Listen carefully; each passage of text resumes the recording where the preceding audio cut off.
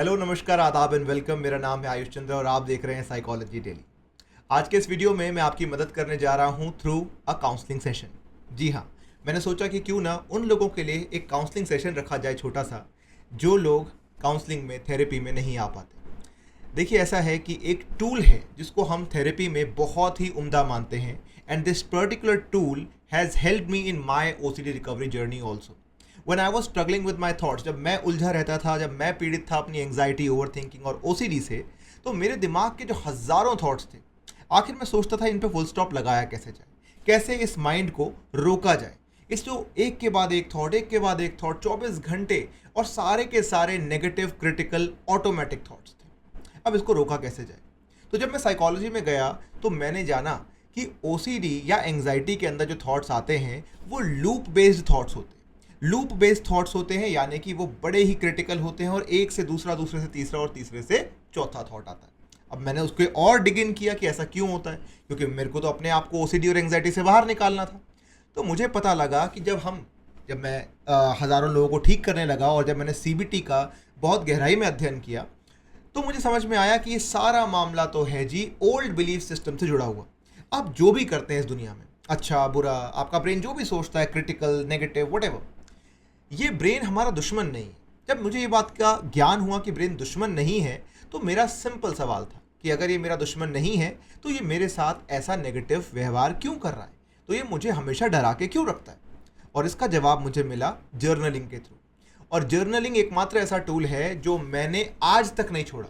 सालों साल बीत गए, एक डेकेड बीत गया, लेकिन मैंने जर्नलिंग नहीं छोड़ा। जर्नलिंग यानी कि अपने आप से सवाल जवाब करने की एक कला, एक ऐसी skill where you ask your subconscious mind questions. And क्यों पूछते हैं हम? ताकि हम अपने सबकॉन्शियस माइंड का कंट्रोल दोबारा अपने हाथों में ले सकें, अपने आप को बेहतर समझ सकें। क्योंकि अगर आपने अपना belief system, old belief system, core belief, यानी कि अंतर मन का जो छुपा हुआ बीज है डर का, अगर उसको नहीं पहचाना ना, तो बहुत मुश्किल है कि आप ऊपरी तरह से, यानी कि आज के जो आपका वर्जन है, उसको ठीक कर पाएंगे।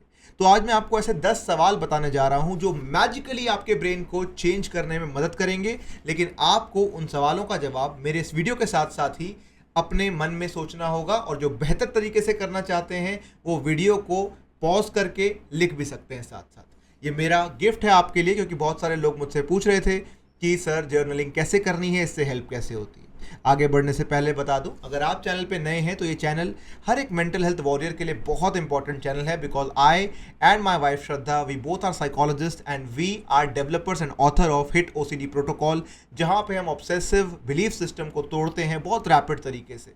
यही हमारा प्रोटोकॉल है, यही हमारा विजन है कि भारत के हर एक नागरिक को ये बात समझ में आए, या विश्व भर में जो लोग ओसीडी से पीड़ित हैं उनको ये समझ में आए कि इससे बाहर निकला जा सकता है। तो आइए इसी मकसद के साथ आगे बढ़ते हैं। नए व्यूअर्स सब्सक्राइब कर सकते हैं, पुराने व्यूअर्स अगर वीडियो पसंद आएगी तो लाइक करेंगे एंड कमेंट पे अपना फीडबैक भी देंगे। ऑलराइट, तो पहले स्टार्ट करने से पहले मेरा एक आपके लिए छोटा सा टिप है जो आपको याद रखना होगा। नोट करेंगे कि ओसीडी, एंग्जाइटी एक बिलीफ सिस्टम से आता है। ये बिलीफ सिस्टम आपके अंदर, आपके बचपन में या अर्ली लाइफ एक्सपीरियंसेस के थ्रू कहीं ना कहीं आपके अंतर मन में, आपके कोर माइंड में बैठ गया। तो इसी को ध्यान में रखते हुए कि बिलीफ सिस्टम अगर हमारा चेंज हो जाएगा तो हमारा ओसीडी, एंग्जाइटी, ओवरथिंकिंग भी खत्म हो जाएगा। इसी को ध्यान में रखते हुए पहले सवाल का हम आंसर लिखेंगे। तो हम पहले लिखेंगे कि what is that one belief that no longer serves me. मेरे मन में छुपा हुआ वो कौन सा एक बिलीफ सिस्टम है, वो कौन सी धारणा है जो मुझे डराती रहती है, जिसकी वजह से मैं डरता हूँ। हो सकता है कि अगर एक ओसीडी वॉरियर है, जैसे कि मैं था किसी टाइम पर, तो मेरे मन में बैठी हुई जो धारणा थी वो ये थी कि यदि मैं 3-4 बार हाथ ना धो लूँ तो इससे जर्म्स रह जाएंगे, और जर्म्स के बाद हो सकता है कि कुछ बुरा हो जाए, मेरी हेल्थ ख़राब हो जाए, और मुझे इस हेल्थ को किसी भी कीमत पर प्रोटेक्ट करना है। नहीं तो मैं किस काम का, अगर मैंने गलती कर दी, मैं 1% एरर भी क्यों रहने दूँ। तो ये मेरा बिलीफ सिस्टम था। आप अपना लिख सकते हैं, चाहे कोई भी ओसीडी हो आपको, contamination, harm, religious, sexual, anything, forbidden thoughts, negative thoughts, harmful thoughts, कुछ भी। तो अपना बिलीफ सिस्टम लिखिए। और मैं तो आपको ये बोलूँगा, अगर आपको नहीं समझ में आ रहा तो आप खुद से ये भी पूछ सकते हैं कि मेरा ओसीडी मुझे क्या कहता है, मेरा ओसीडी जो चिंटू दिमाग में बैठा हुआ है ये मुझे क्या बोलता है। एक लाइन में सेंटेंस अगर आप फ्रेम कर पाएँ बहुत अच्छा होगा। इसको लिखने के बाद आप अपने आप से पूछेंगे, where did I learn this belief from. मैंने ये बात कहाँ सुनी, कहाँ से सीखी।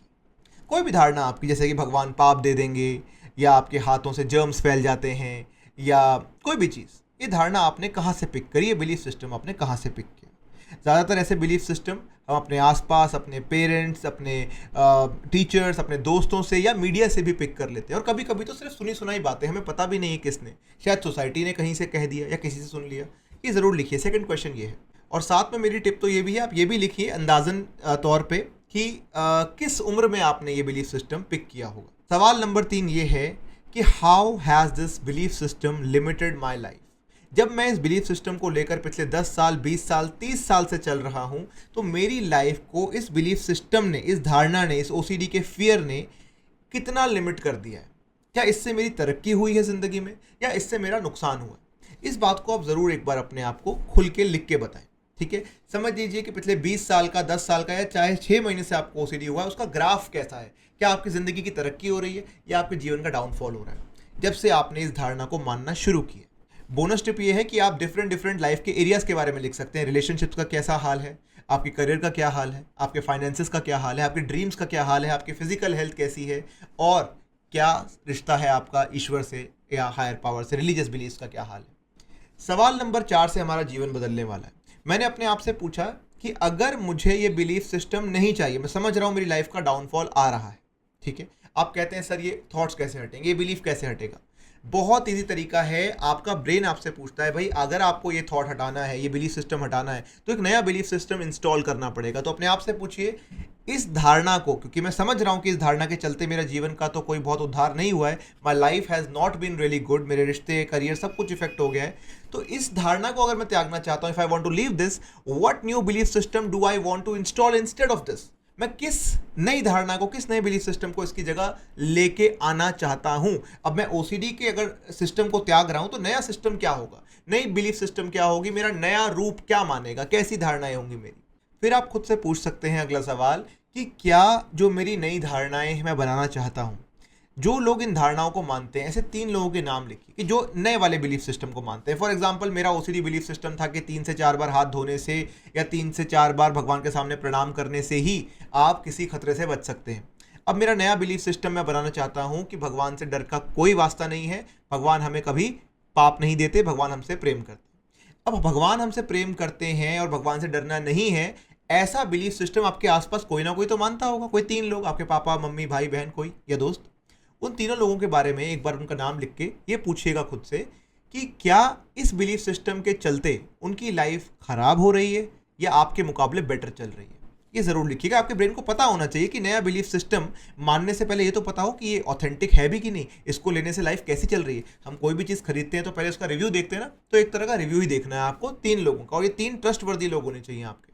फिर एक सवाल आता है कि मैं ओसीडी में जाने से पहले, चाहे आप 20 साल पहले ओसीडी फ्री थे या 30 साल पहले, ओसीडी में जाने से पहले मेरी बिलीफ सिस्टम क्या थी, और जो था आपका बिलीफ सिस्टम उसको लिखेंगे। और साथ में ये भी लिखेंगे at that time when I did not have the OCD, जब मेरे पास ओसीडी नहीं था, ये गंदा बिलीफ सिस्टम, ये डरावना डर नहीं था, तो मेरा जीवन कैसा था। अब यहाँ अपने पास्ट से भी हम एविडेंस कलेक्ट कर रहे हैं। पहले हमने दूसरों से देखा कि जो लोग फॉलो करते हैं इस नए बिलीफ सिस्टम को वो कैसे हैं। अब मैं अपनी ही लाइफ से एविडेंस लेकर आ रहा हूँ कि जब मैं नहीं था ओसीडी के अंदर, तब मेरा लाइफ कैसी थी, तब मेरी लाइफ कैसी चलती थी। क्या मेरी लाइफ ख़राब थी, क्या मेरी लाइफ अच्छी थी, क्या मैं ज़्यादा सुकून में था, उस एविडेंस को ज़रूर लिखिए।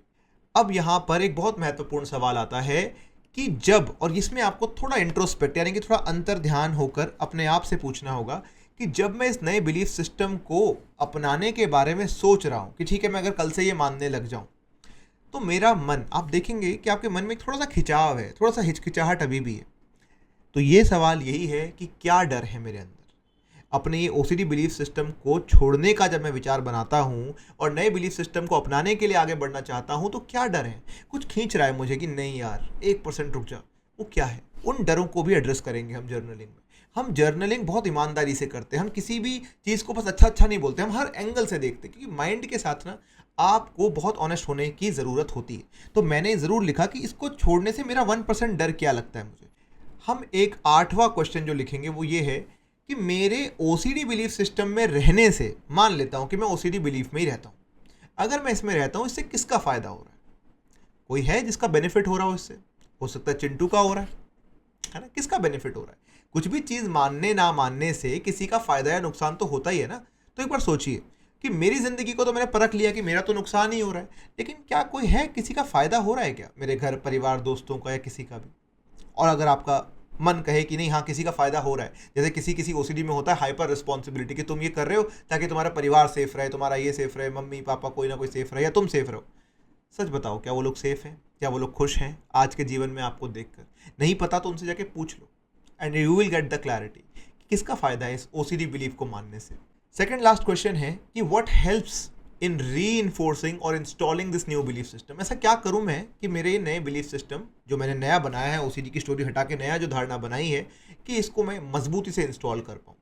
देखिए, इसके लिए मैं आपको दो तरीके बताता हूँ, इसका आंसर मैं देता हूँ आपको। अगर आप इस नए बिलीफ सिस्टम को इंस्टॉल करना चाहते हैं तो ये एक दिन में नहीं होगा, इसमें टाइम लगता है, मिनिमम 21 दिन तो लगेंगे। और मैं आपको ये बात का प्रॉमिस करता हूँ कि जो लोग कहते हैं कि मैं इससे ठीक नहीं हो सकता, सिर्फ 21 दिन करके देख लेना आप, और आपको समझ में आएगा कि आपकी लाइफ में कितने चेंजेस, कितने बड़े बड़े चेंजेस संभव है। तो दो तरीके हैं इस नए बिलीफ सिस्टम को इंस्टॉल करने के। एक है रिपीटेड एक्सपोजर करना पड़ेगा आपको इससे, यानी कि जो आपने नया बिलीफ सिस्टम बनाया है।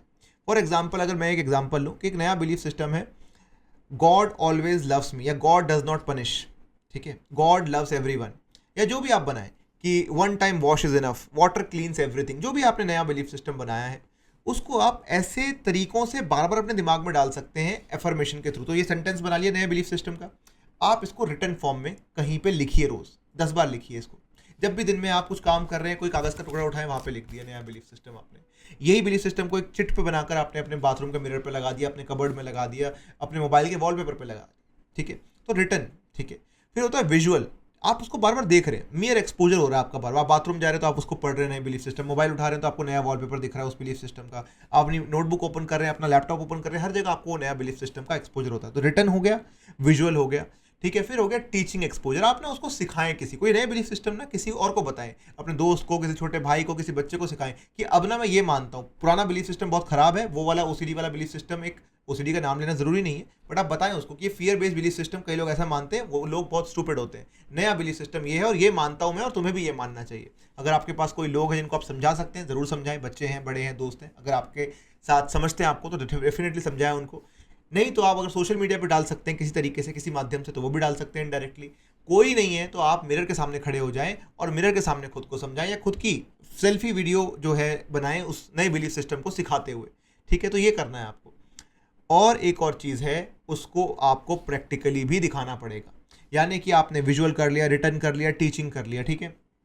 इसको एक्चुअली में प्रैक्टिस करता हुआ दिखाओ कि देखो मैं मंदिर के सामने से निकल रहा हूँ, एग्जांपल दे रहा हूँ, ओसीडी वाले पेशेंट्स के लिए है, तो डोंट गेट सेंटी। जब हम ओसीडी को ट्रीट करते हैं, आप ये कहो कि मैं भगवान पे बहुत विश्वास करता हूँ, बहुत ट्रस्ट करता हूँ, वो नहीं करते पनिश, उनको नहीं ज़रूरत है मेरी चीज़ों की या मेरे थॉट्स के बारे में, उनको नहीं पता, उनको फ़र्क नहीं पड़ता, मैं मंदिर के सामने से निकल रहा हूँ बिना प्रणाम करे, और देखते हैं क्या होता है। भगवान इतनी भी छोटी चीज़ नहीं कि मेरे प्रणाम के लिए टिके हुए या मेरे प्रणाम के लिए वो इच्छुक हैं। तो ये करके अपने आप को प्रैक्टिकली भी इस बात को प्रूफ करें, कितने भी 1% प्रूफ करते रहें डेली।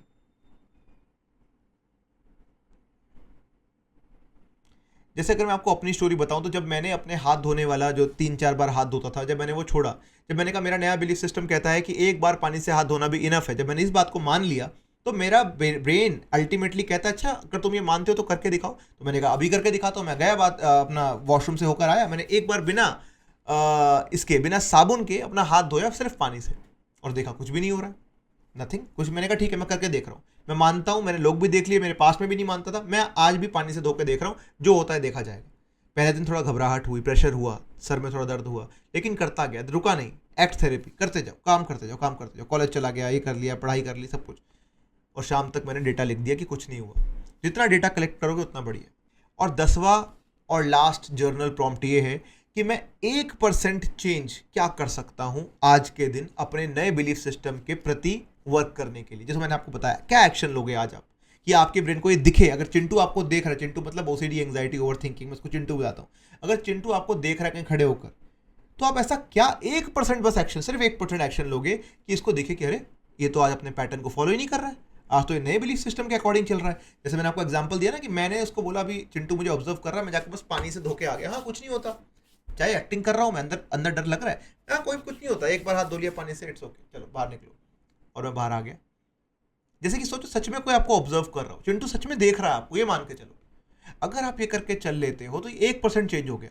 आप 1% का इंटरप्शन लाओ पैटर्न्स के अंदर। अगर आप 2 साबुन से हाथ धोते हो, 1 से धो। आप 10 बार पंप से साबुन निकालते हो, अब आधे पंप का साबुन निकालो। इंटरप्ट करना शुरू करो। 1% चेंज लाना, ज़्यादा नहीं। आप दिन में 50,000 कंपल्शन करो, कोई बात नहीं, 1% चेंज लेके आओ। और वो 1% चेंज आप क्या लाओगे, वो डेली आपको लिखना है अपने जर्नल में कि कल मैं कौन सा 1% चेंज लेकर आऊंगा। और बोनस टिप मेरी ये है, जो मैंने खुद से अपना अंडरस्टैंड किया कि अकाउंटेबिलिटी बहुत ज़रूरी होती है। मैं जब खुद से करता था तो इतना नहीं कर पाता था, लेकिन जब से मैंने श्रद्धा मेरी लाइफ में आई तो मैं उनको बताना शुरू किया कि कल से ना मैं ये वाली चीज़ छोड़ दूंगा। बल्कि वो मुझसे पूछती थी कि कल मंडे है, बताओ कौन सी वाली कंपल्शन को छोड़ रहे हो या कौन सा पैटर्न इंटरप्ट कर रहे हो। मैं बताता था। उस बताने से अकाउंटेबिलिटी यानी कि स्टैंप लग जाती है, वैलिडेट हो जाता है कि किसी को बता दिया है मैंने। और अब मुझे मेरा ब्रेन और पुश करता है, हाँ भाई बता दिया तुमने, अनाउंस कर दिया, चलो। मैं सुबह उठ के खुद बताता कि आज मैं ये वाला कंपल्सन छोड़ रहा हूँ। इससे मैं एक स्टैंप लगाता था, मतलब अपने ओसीडी को बताता था कि आज मैं छोड़ने वाला हूँ, एंड फिर मैं छोड़ देता था। तो ये चीज़ अगर आप करके चलेंगे, आप भी मेरी तरह और हज़ारों लोगों की तरह जो रिकवर हो गए हैं हिट प्रोटोकॉल से, ओसीडी रिकवरी कर चुके हैं, एंग्जाइटी रिकवरी कर चुके हैं, आप भी कर पाएंगे। Don't waste your life, this life is very precious. आपके रिश्ते खराब हो रहे हैं, करियर, एज सब खराब हो रहा है, एंड आई प्रॉमिस यू आप भी निकल सकते हैं सबकी तरह। हज़ारों लोग ठीक होते हैं, आप क्यों नहीं होंगे? बस राइट प्रोटोकॉल की ज़रूरत है। सिर्फ कोई मैजिक या ईश्वरीय शक्ति या कोई चमत्कार के भरोसे मत बैठिए। ये ओसीडी एक हैबिट और एक थॉट की प्रॉब्लम है, और दोनों चीज़ें चेंज करी जा सकती हैं, क्योंकि ब्रेन के पास एक वरदान है, और वो वरदान का नाम है न्यूरोप्लास्टिसिटी, यानी कि brain can be change, patterns can be rewired. ज़रूरत है आपको तो एक अच्छे कोच की, एक अच्छी ट्रेनिंग की, एक अच्छी टीचिंग की। इस चैनल पे भी जुड़े रहेंगे तो काफ़ी कुछ सीखने को मिलेगा। अगर अच्छा लगा वीडियो तो लाइक करिए, कमेंट लीव करिए नीचे, और नए हैं तो सब्सक्राइब करके जाना, बिकॉज अगली बार और बेटर कंटेंट आएगा। और जो भी आपको चाहिए, आपके सवाल हैं नीचे लिखिए। ट्रीटमेंट लेना चाहते हैं तो ट्रीटमेंट कमेंट करिए, मेरी टीम आपको संपर्क कर लेगी। Don't worry, I am there with you, and keep beating your fears like a pro.